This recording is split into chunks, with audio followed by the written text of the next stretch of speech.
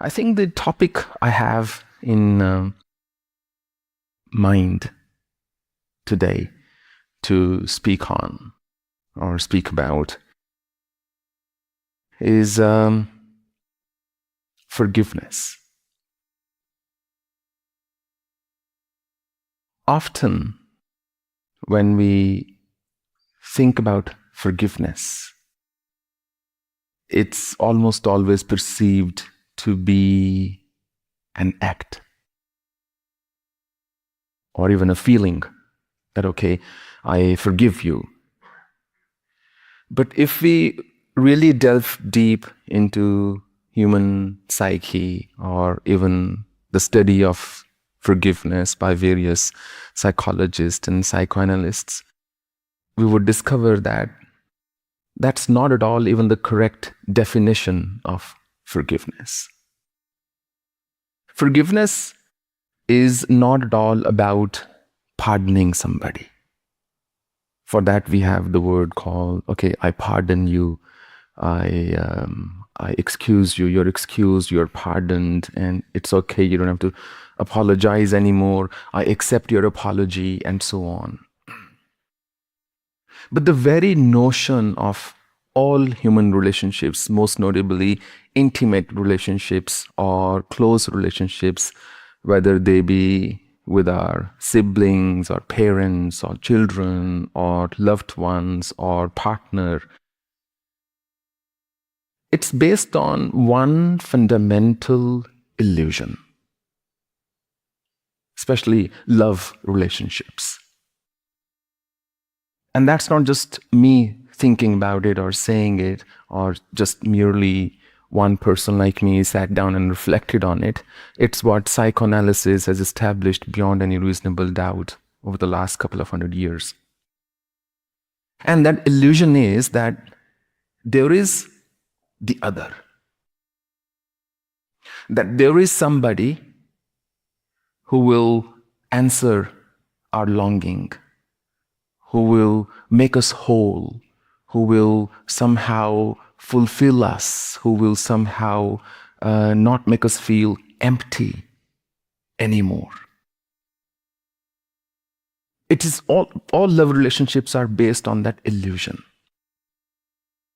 And because we think there is the other, we almost start to idolize the other. In the sense, when we discover that other who fulfills or who fills what was missing in us, we think the other is complete. It's a very deep point. Think of yourself as a jigsaw puzzle.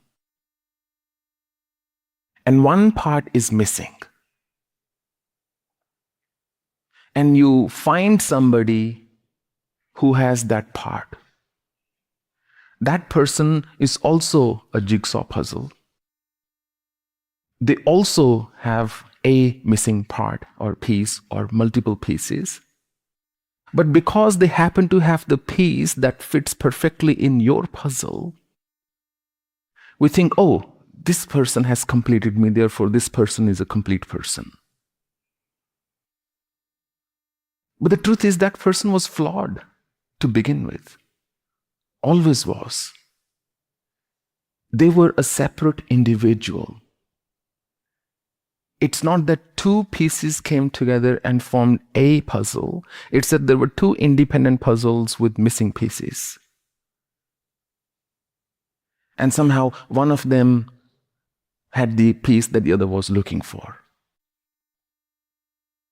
So what happens in a relationship like that? We throw ourselves completely at the other person. That I have found the perfect match.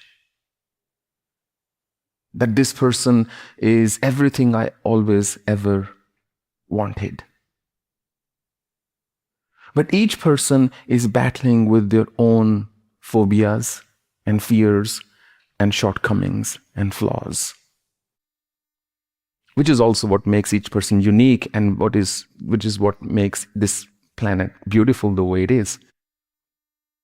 A patient of a certain psychoanalyst. I was reading this book called In Praise of Forgiveness by Massimo Recalcati.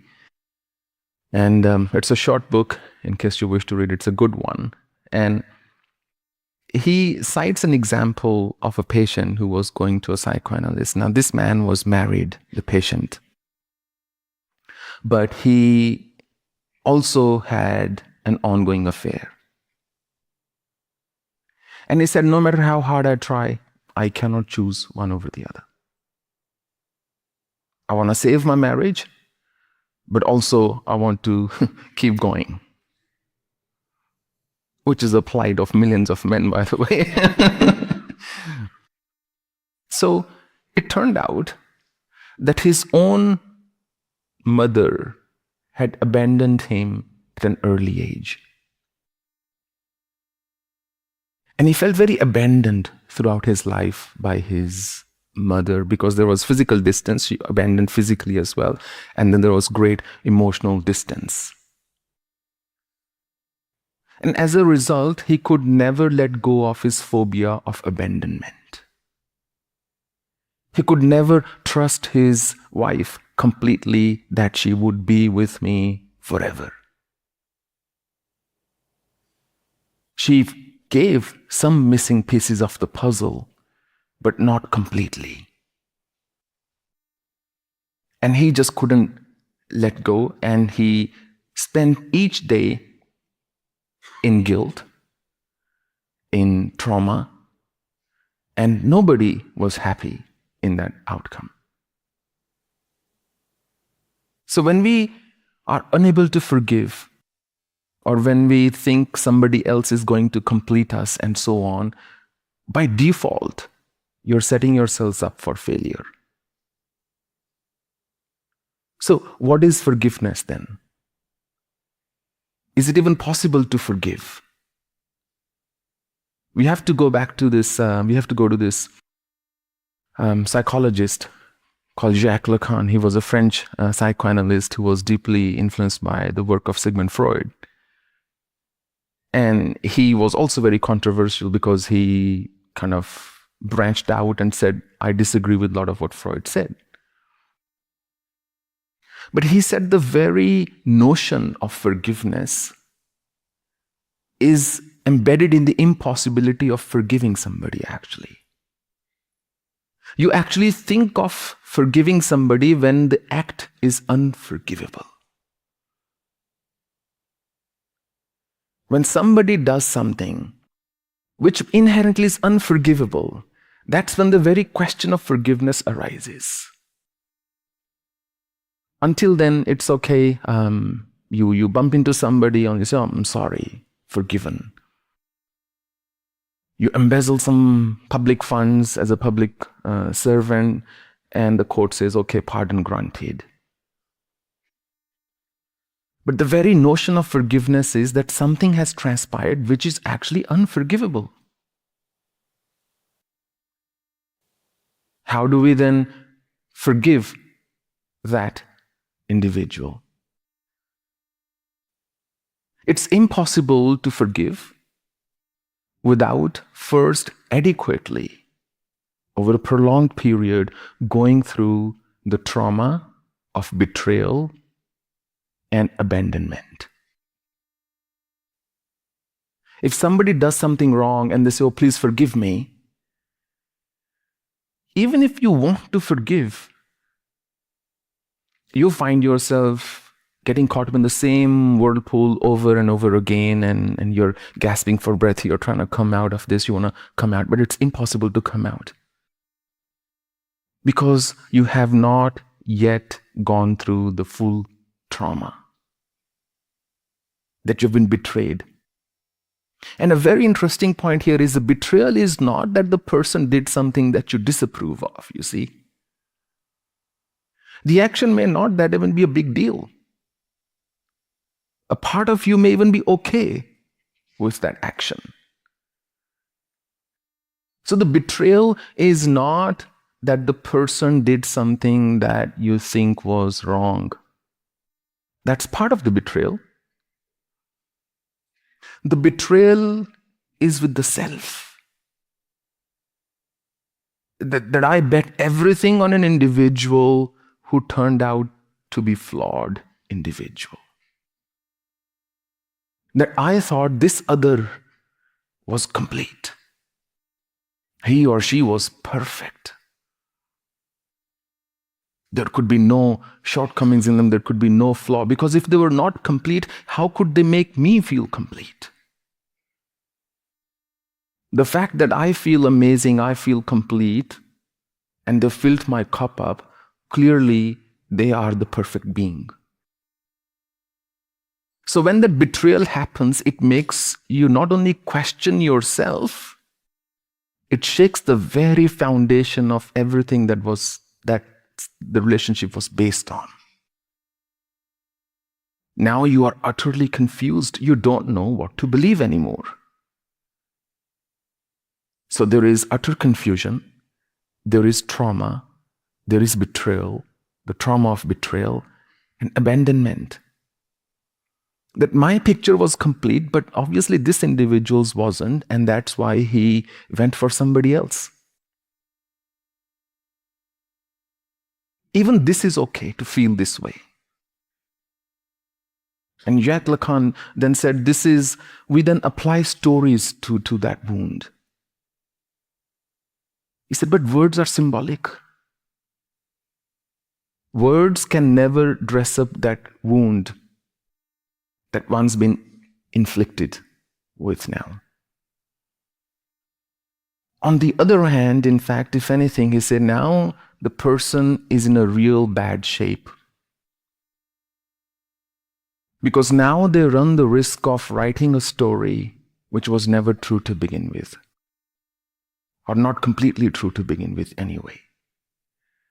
In that story, they are the eternal victim, and the other has been solidified as a person who did wrong to them. The other is no longer a flawed individual, a separate individual who had the right to his or her life. The other is no longer a human being who's subject to imperfections and everything else. The other now is sort of a monster. That the summary of my life is, I married this man and he betrayed me. When we solidify that story, then we have also solidified what we call resentment. And forgiveness is impossible in the face of resentment. Healing is impossible in the face of resentment. And I'm not saying everything is forgivable or everything can be forgiven. There was a psychoanalyst called Sándor Ferenczi. I think he was Hungarian. And he deeply admired Freud. In fact, he was analyzed by Freud for about 6 months. He craved for Freud's love and admiration. But he lost Freud's friendship completely because he believed that a psychoanalyst, a therapist, now think of that as a person who's been wounded and a person who's supposed to be the healer. There is somebody who's hurting, who's feeling betrayed and who's feeling let down and who wants to forgive but is unable to forgive. And then there is a person who's saying, I can help you. And that's also the reason why people go from one relationship to another repeatedly, because that one missing piece comes and again that illusion arises that this person is complete maybe. Things will be different. But he had a specific patient. Her name was Elizabeth. I don't remember her full name. Servant, Elizabeth Seven or Servant, something like that. And she actually questioned Sándor. She said, I don't think you can heal me in any way, shape, or form because the questions you're asking me, the way you're analyzing me, is based on the assumption as if you've really got it all figured out and that you are the perfect one. which is in direct contradiction to what you say that the other is never perfect. He said, look, you do have a point. What should we do then? I should also analyze you, she said. An analysis means that you will open up. You will once again be vulnerable. You're once again setting yourself up for potential hurt and betrayal. Vulnerability is you are exposing yourself to somebody and you are saying, okay, you will judge me, but I'm going to put up with it. Even in the most close relationships, that's why people keep secrets. Not because they don't want to share, but because they feel if I share, I will be judged. And to this person, I wish to remain ever loving, ever perfect, ever complete, and I don't want them to think that I'm a flawed individual. So I will hide my shortcomings, I'll hide my vulnerabilities, I'll hide my secrets and desires, and I'll sit on them, and I will present myself as the perfect being to the person I love or the person who loves me back. Because there is that burden of being perfect, being right, because that's why they fell in love with you in the first place. So this woman said, I should also analyze you, to sender Ferenczi, CZI. And he said, look, that's not a bad idea. But Freud yelled at Sander. What the hell are you doing? He said.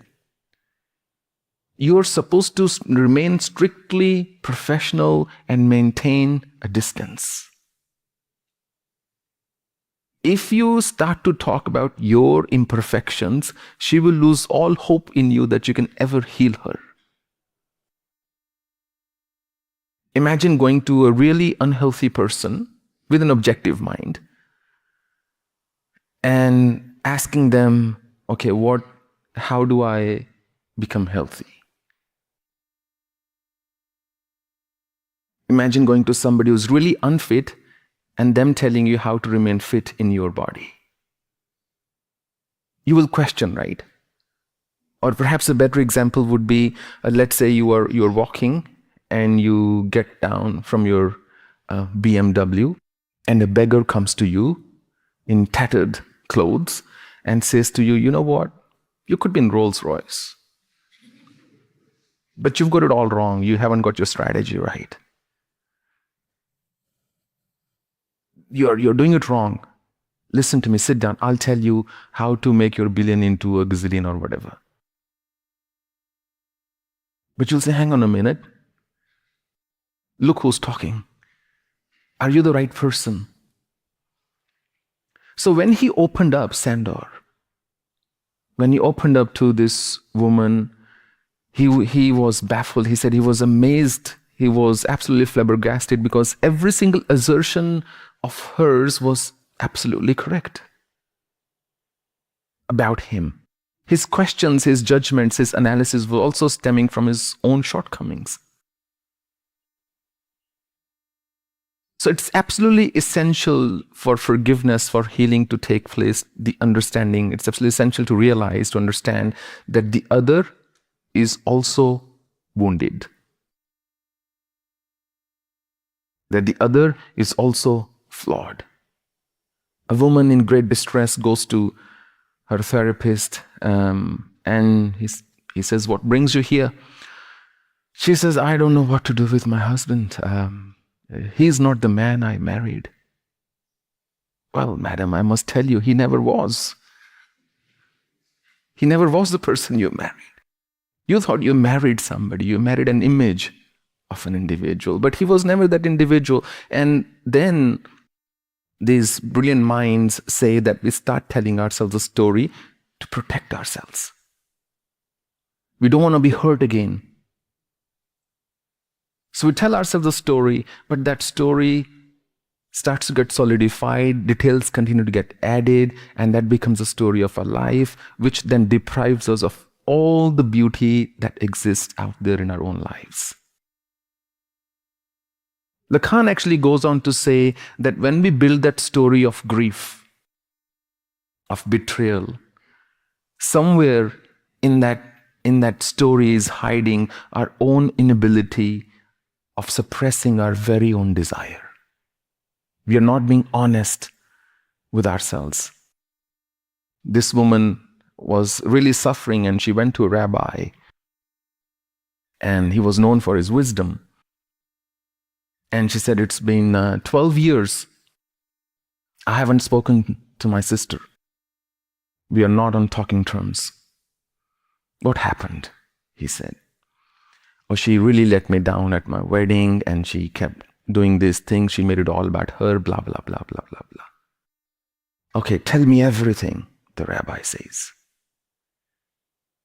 And she recalled in great detail, very vividly, what all transpired that day, what all she said, and what was the weather like, what was the food like, and everything else.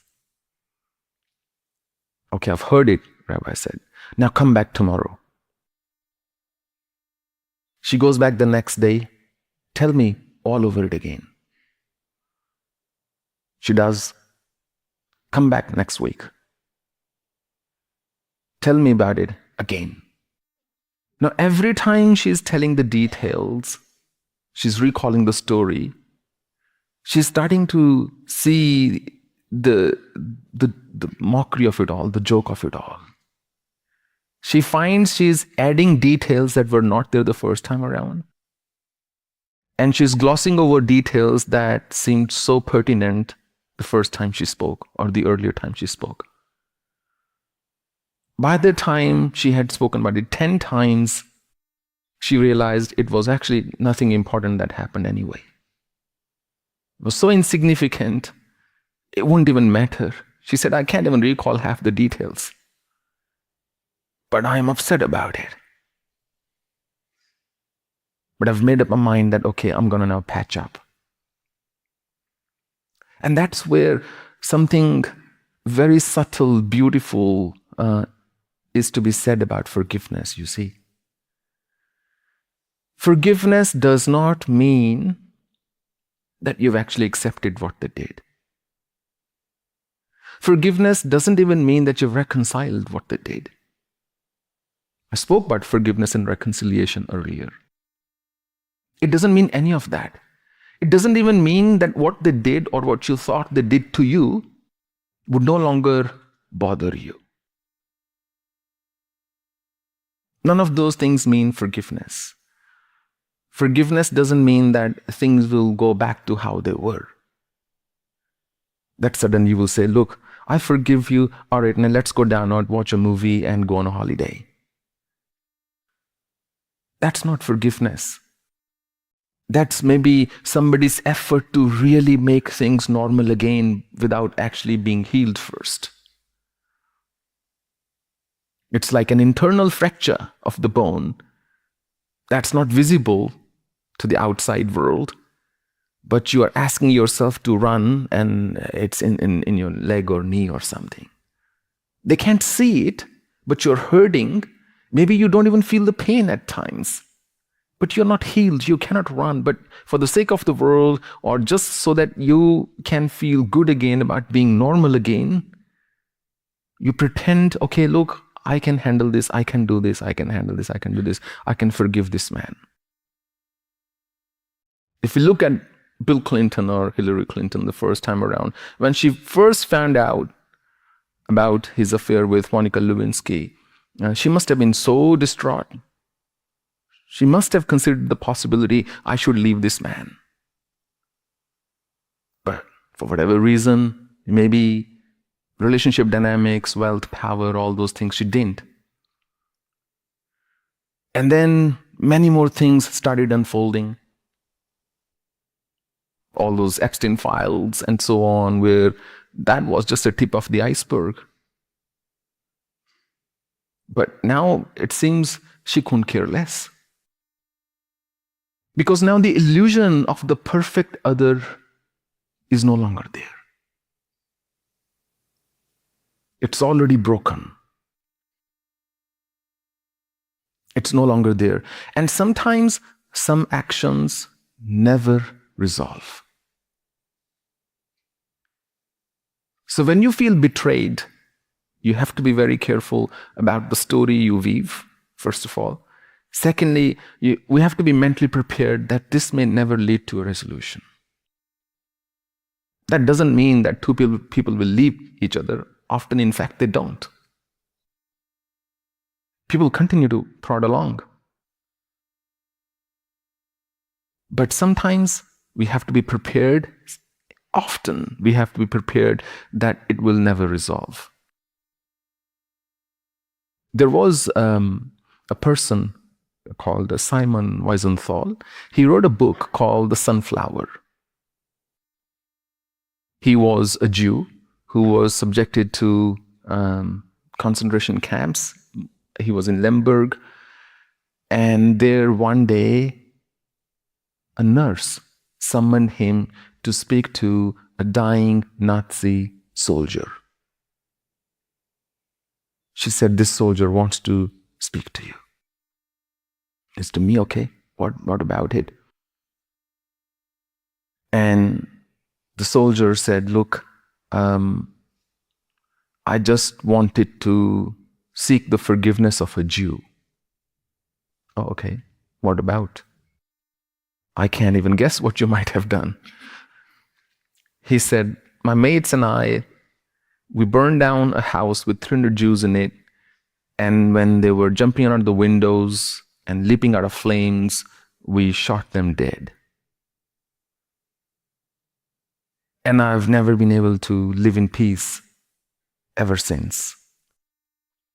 Will you forgive me for this act of mine?" So Simon, at that time, said nothing. He said he couldn't say anything. He just left quietly. And he said he prayed fervently. He wished deeply. He wished he had never been subjected to the knowledge of this episode. He said this haunted him for the rest of his life. And then he posed the question to 53 different theologians and religious people and other wise people and psychologists. What would they have done? Would they have forgiven this man in such an instance or not? Simon also met that soldier's mother, who unintentionally in conversations confirmed the story. And she asked him, "How do you know my son?" And he lied, and he just got out of there. So he posed this question to these different people who were supposed to be the masters of their field, deep thinkers and so on. What would they have done? What would you do? If there's a rapist and a murderer, and he's standing in court, and he says to the mother of the daughter, "Look, I'm sorry. I don't know what came over me. I have impeccable record otherwise. This was just a one-off thing. I don't know how I ended up in that situation. I deeply seek your forgiveness." Can the mother actually forgive? If she is goddess, she might say with words, "Okay, I forgive you," but does that mean she will embrace that rapist wholeheartedly and say, "You are my son from this moment on. Come, you don't deserve the gallows. I'll take you home"? Unlikely. But that's what's expected when two loving people go through betrayal or torture or the trauma. They're expected to just be normal and somehow embrace each other wholeheartedly again. But it's impossible until the wound has healed. If you're diabetic, any wound will take much longer to heal. So in some people, wounds will take longer to heal. This man asked his guru. He said, "How would I know that I have forgiven somebody?" Good question, right? He said, "How would I know that I've forgiven somebody?" He said, "You will forget to ask." Imagine a wound, an injury that occurred a while back and now it's healed. You don't recall that injury. You don't recall that wound. It's healed. It's gone away on its own. The scar is, of course, there. Some memory of it is there. But the memory, you put your hand on it, doesn't hurt anymore. So Simon asked 53 different people, what would they have done? And not unsurprisingly, they all disagreed with each other.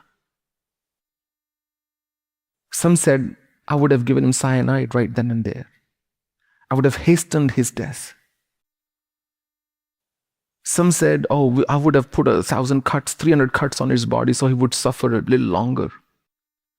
Some said it's not even a question worth asking. Of course, you must forgive him. Where was your humanity if you didn't forgive him? So everybody disagreed, not just disagreed, they disagreed with each other radically and violently. And they're talking about forgiveness, by the way. They all got worked up. But the book was called The Sunflower for a reason. What Simon Wiesenthal noticed, that on the graves of German soldiers, I'll rephrase, on the graves of those Nazi soldiers, there was a fresh sunflower offered on every grave. When he visited the cemetery, he noticed there was a sunflower on the grave of every Nazi soldier. But on the graves of his own people, they were unmarked. And he said his greatest fear was not of dying when he was in the concentration camp. His greatest fear was he would end up dead in some unmarked grave where his loved ones would never be able to reach out to him. That his life remain unresolved is a different matter. His death would remain unresolved as well. That the beauty that was accorded to the abusers was not accorded to the people who were actually abused, who were killed, slaughtered, murdered, tortured, raped, and whatnot. He said, I couldn't come around to forgiving that soldier.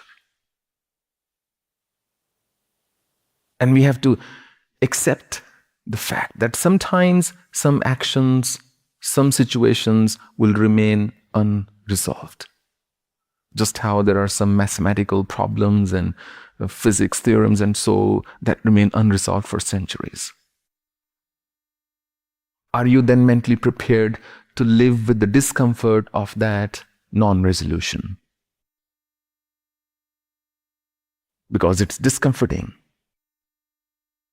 And only the loving ones, only those who are close to us, those who understand us, those who to whom we've been vulnerable, those are the only ones who can actually hurt us or wound us. Strangers can annoy you. Strangers can be irritating. Strangers can be inconvenient. But strangers cannot betray you. You don't think yourself reflecting on something, I have to forgive this stranger. So we're all incomplete pieces of the puzzle. Something is missing and we are looking for that completion. But the mistake is to somehow think the other person, they may have that piece, but to think that they are a complete piece in themselves. That's where the flaw is. And that unresolution, that non-resolution of something unresolved. So the question then becomes, is it then not possible at all? If forgiveness, the very notion of forgiveness it's based on the act that's unforgivable, what do we do then? Where does that leave us? So Massimo Recalcati, who I spoke about earlier, he says, look, there is a second first time. It's possible. It's like first time all over again. But that, make no mistake, he said, that first time, that second first time is not a return to innocence in any way, shape, or form. It's not the same good old days. You'll be okay. You'll be happy. You will get along. Things will be great. But not the same. It's foolish to think that somehow things will return to how they were, no matter how much time has passed, he said. The only difference this time is that there is no illusion. So it's grounded in truth now. It's not based on illusion. It's like you chanting the Chamakam knowing what it means. That you're asking for dal, roti, and gehu and anaj and lakdi and all that. It's grounded in truth. It's not based on any illusion. You understand that the other person is imperfect, flawed, is a separate individual. They've got their own things going. And that I must not hold them responsible for what I am feeling, because I built my story based on my assumptions about this individual. They are wrong, of course. They have wronged me, of course. But I'm also wrong in making those assumptions. Even if I'm not wrong in making those assumptions, at least I'm the one who's paying the price of those assumptions now. And the moment you come out of that illusion, you grow up, you mature. Because if you look at those people who are happy, they're not necessarily those ones who think alike or who do like the same kind of colors or like the same kind of things and what have you. Only two mature people can be happy. If there was something fundamental to happiness in life, I would say it would be emotional maturity. Sometimes that's all it takes. And look at how advanced, or maybe a more appropriate word would be how evolved the sages were. What these guys are talking about is only a couple of 100 years old. But the sages we are talking about a few thousand years ago. Look at this, the summary of all the Vedic wisdom.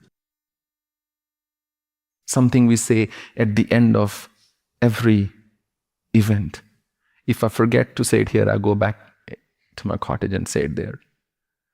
Om Purnamada Purnamidam Purnat Purnamidachyate.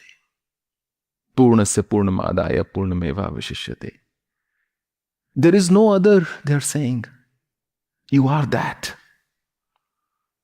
You are complete. There is no missing piece, they're saying. If there is no missing piece, if it's a phantom piece I'm looking for, then clearly I'm setting myself up for great misery and disappointment. You are complete and that is also complete, they are saying. Whole. You are whole and that's also whole. And from whole has emerged whole. And how do you know something is whole? They say, when you take something that's complete and you take something out from it, what comes out is also complete. What is left, Purnameva Vashishyate, what's left is also complete. That's all there is to it. So realizing that completeness, I would say, is the height of spiritual maturity.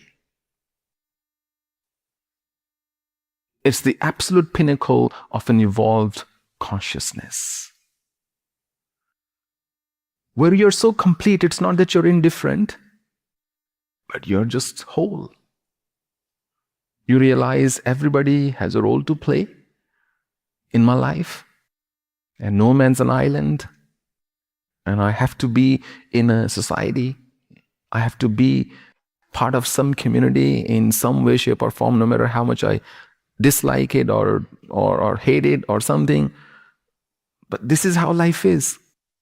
But that doesn't have to affect my wholeness. The imperfections of the world doesn't have to make me forget about my own perfect path, my own path to completeness. And then forgiveness and everything else sort of become secondary. If you're not traumatized, if you're not feeling betrayed, if you are not feeling abandoned, there's nothing to forgive for. There is no story of grief. You have not portrayed yourself as a victim.